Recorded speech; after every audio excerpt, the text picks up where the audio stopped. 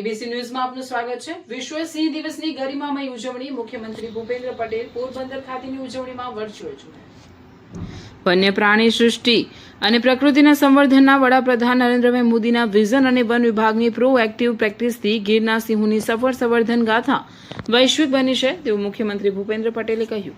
મુખ્યમંત્રી ભૂપેન્દ્ર પટેલે વિશ્વ સિંહ દિવસની ઉજવણી કાર્યક્રમના અધ્યક્ષસ્થાનેથી જણાવ્યું કે વન્ય પ્રાણી સૃષ્ટિ અને પ્રકૃતિના સંવર્ધનના વડાપ્રધાન નરેન્દ્રભાઈ મોદીના વિઝન અને વન વિભાગની પ્રોએક્ટિવ પ્રેક્ટિસથી ગીરના સિંહોની સફળ સંવર્ધન ગાથા વૈશ્વિક બને છે। એશિયાટિક સિંહોના સંરક્ષણ અને સંવર્ધન અંગે જનજાગૃતિ કેળવવાના ઉદ્દેશ્ય સાથે 10 ઓગસ્ટના રોજ ઉજવાતા વિશ્વ સિંહ દિવસની આ વર્ષની ઉજવણી પોરબંદર ખાતે તાજાવાલા હોલમાં કરવામાં આવી હતી।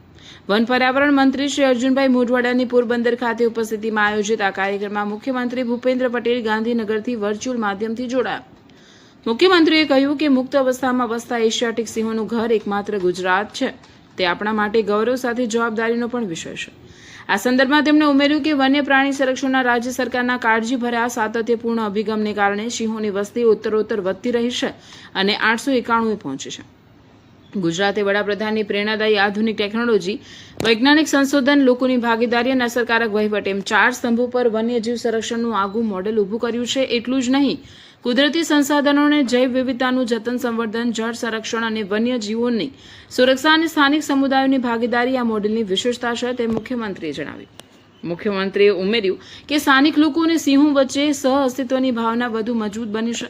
પરિણામે સિંહોનો વિચરણ વિસ્તાર છેલ્લા 2.5 દાયકામાં 3 જિલ્લાથી વધીને 11 જિલ્લાઓ સુધી વિસ્તર્યો છે।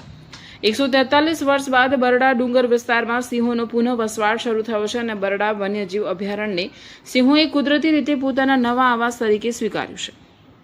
પોરબંદર સહિતનો બરડા વિસ્તાર પ્રાકૃતિક સૌંદર્યથી સમૃદ્ધ છે અને પ્રવાસીઓ માટે આકર્ષણનું કેન્દ્ર બની રહ્યું છે। તેમણે કહ્યું કે વડાપ્રધાને સિંહોના રહેઠાણનું સંરક્ષણ અને પુનઃસ્થાપન, સ્થાનિક સમુદાયની ભાગીદારી તેમજ ઇકોલોજી વિકાસ વચ્ચે સંતુલન જાળવવાના હેતુથી પ્રોજેક્ટ લાયન શરૂ કરાવ્યો છે। ઉપરાંત ગીરમાં નેશનલ બોર્ડ ફોર વાઇલ્ડ લાઇફની બેઠક યોજીને વન્યજીવ સંરક્ષણ માટે નવી દિશા આપી છે। મુખ્યમંત્રીએ જણાવ્યું કે સિંહોના સંરક્ષણ અને સંવર્ધનમાં સ્થાનિક લોકોનો ખૂબ મોટો ફાળો છે। સ્થાનિક સમાજે સિંહો સાથેના સહઅસ્તિત્વને હૃદયપૂર્વક સ્વીકાર્યું। તેમણે સ્પષ્ટપણે જણાવ્યું કે સિંહોનું સંરક્ષણ માત્ર સિંહોની સંખ્યા વધારવાનો કાર્યક્રમ નથી, પરંતુ સમગ્ર ઇકોસિસ્ટમને સુરક્ષિત રાખવાનો સંકલ્પ છે। જંગલો સુરક્ષિત રહેશે તો જળ સ્ત્રોતો સુરક્ષિત રહેશે અને જળ સ્ત્રોતો સુરક્ષિત રહેશે તો કૃષિ તથા માનવ જીવન પણ સમૃદ્ધ બનશે। તેથી પ્રકૃતિ અને પર્યાવરણના જતન માટેના જનજાગૃતિના પ્રયાસોમાં સૌએ સહભાગી બની સાથે મળીને આગળ વધીએ।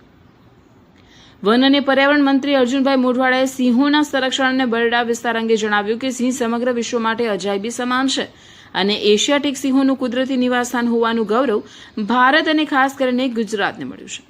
મુખ્યમંત્રી ભૂપેન્દ્ર પટેલ અને વન વિભાગના પ્રયાસોની પ્રશંસા કરતા મંત્રીએ જણાવ્યું કે બરડા અભયારણ્યમાં જંગલ સફારી બાદ હવે આશરે 270 હેક્ટર વિસ્તારમાં સફારી પાર્ક બનાવવાનું આયોજન કરવામાં આવ્યું છે। આ ઉપરાંત મોકર સાગર અને મોઢા ક્રીકને પક્ષી અભયારણ્ય તરીકે વિકસાવવાની કામગીરી હાથ ધરવામાં આવી રહી છે। મોકર સાગરને ટૂંક સમયમાં રામસર સાઇટનો દરજ્જો મળે તે દિશામાં પણ પ્રયાસો કરવામાં આવી રહ્યા છે। માનવ અને વન્યજીવોના સહઅસ્તિત્વ અંગે મંત્રીએ ભારપૂર્વક જણાવ્યું હતું કે જો વન્ય સૃષ્ટિ ટકશે તો જ માનવજાત ટકી શકશે। સિંહો સાથે માલધારીઓ અને સ્થાનિક લોકોનું સહઅસ્તિત્વ અદ્ભુત રહ્યું છે। તેમણે નાગરિકોને પ્રવાસીઓને સિંહોની છંછેડણી ન કરવા તથા વન્યજીવોથી સલામત અંતર જાળવવા અનુરોધ કર્યો। પૂર્વ વન અને પર્યાવરણ મંત્રી તથા ખંભાળિયાના ધારાસભ્ય મુળુભાઈ બેરાએ પર્યાવરણ જતન અને પ્રવાસન વિકાસ પર ભાર મૂક્યો હતો। તેમણે વન વિભાગના કર્મચારીઓની કામગીરી તેમજ સ્થાનિક માલધારી સમુદાયને સહયોગને બિરદાવ્યો। અગ્ર મુખ્ય વન સંરક્ષક અને head of forest force doctor Jaipal સિંઘે સિંહ સંરક્ષણ માટે રાજ્ય અને કેન્દ્ર સરકાર દ્વારા કરવામાં આવી રહેલા પ્રયાસોની ભૂમિકા આપી। ગાંધીનગરમાં મુખ્યમંત્રી સાથે વન પર્યાવરણ રાજ્યમંત્રી પ્રવીણકુમાર માળી, મુખ્યમંત્રીના અગ્ર સચિવ સંજીવકુમાર, વન પર્યાવરણ અગ્ર સચિવ ડોક્ટર વોનોદ રાવ અને વન વિભાગના વરિષ્ઠ અધિકારીઓ જોડાયા। પોરબંદર ખાતે યોજાયેલા વિશ્વ સિંહ દિવસના કાર્યક્રમમાં પૂર્વ કેબિનેટ મંત્રી બાબુભાઈ બોખેરિયા, પોરબંદર મહાનગરપાલિકાના મેયર સાગર મોદી, જિલ્લા કલેક્ટર SD ધાનાણી, મુખ્ય વન સંરક્ષક રામરતન નાલા, જિલ્લા વિકાસ અધિકારી બીબી ચૌધરી, નાયબ વન સંરક્ષક ચિરાગ ચાંદગુડે, જિલ્લા ભાજપ પ્રમુખ ડોક્ટર ચેતનાબેન તિવારી સહિતના મહાનુભાવ, અધિકારીઓ, અગ્રણીઓ તથા વન વિભાગના કર્મચારીઓ ઉપસ્થિત રહ્યા હતા। રિપોર્ટર પ્રવીણભાઈ પંચાલ।